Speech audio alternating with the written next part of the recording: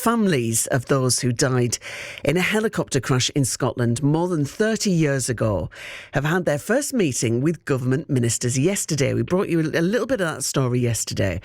Today we get an update. 29 people died in that Chinook disaster in 1994, including Major Gary Sparks from Darlington. Now, Gary's daughter Esme is among the relatives who campaigned for more information from the Ministry of Defence amid suspicions the MOD has withheld information about that incident.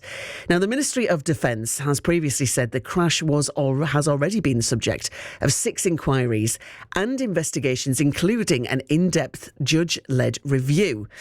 So it was critical that the families got that meeting with ministers yesterday. Joining us with a little bit of an update for us this morning is Esme Sparks. Morning, Esme.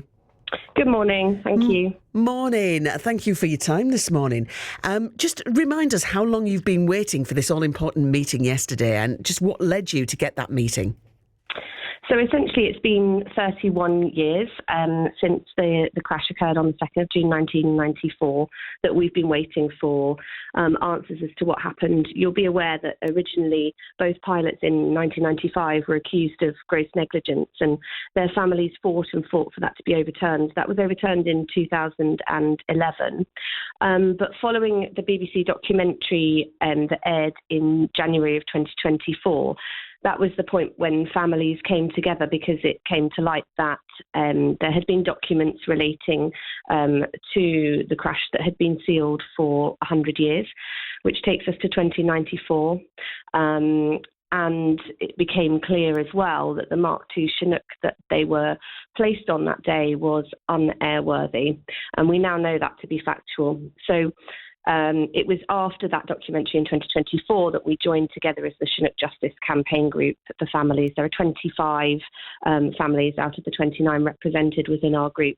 And we've been fighting since then for a public inquiry looking into those documentations and looking into the circumstances of the crash. So the meeting yesterday was extremely welcomed by our members of the group. I mean, that is a long time to wait, isn't it? Yes. All that time. Yes. I mean, the impact on your families throughout all of that time must have been immense. Yes, absolutely. I think I always say that if you growing up without a father and dealing with grief is incredibly difficult anyway. Of course it is, but when you have unanswered questions as to how your father and his colleagues were killed, that's even harder to deal with. And my dad was in the army, but he wasn't off to war. He was off to a peace meeting when his life was taken along with the 28 others.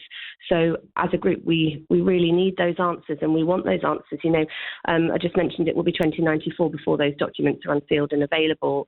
I won't be here. My children will be in their 70s by then. So it's that urgency and need that we need now. And we want that transparency and that honesty from our government to stand up to that duty of candour and give us the answers that we so desperately need.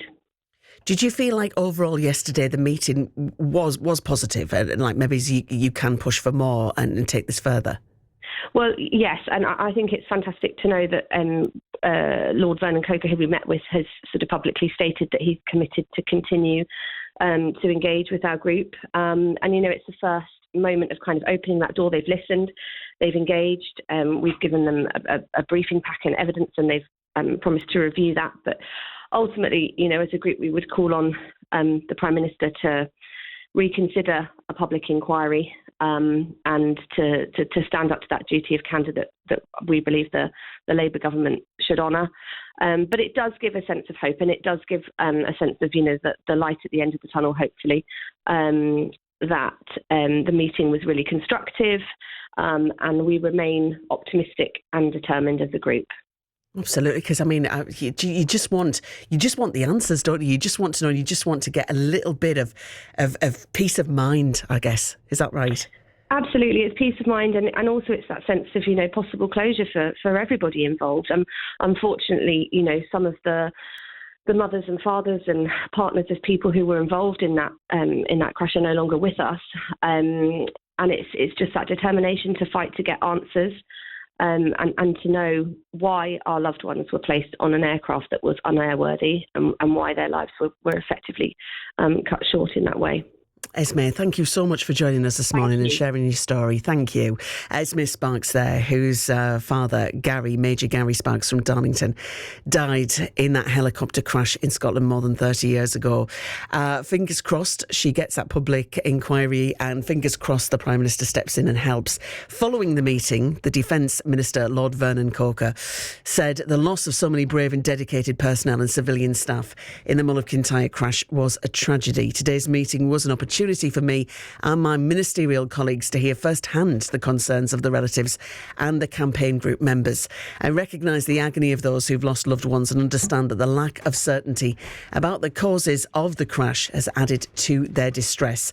We have committed to continue engaging with the Chinook Justice campaign. So obviously we'll follow that story for you here on BBC Radio Tees.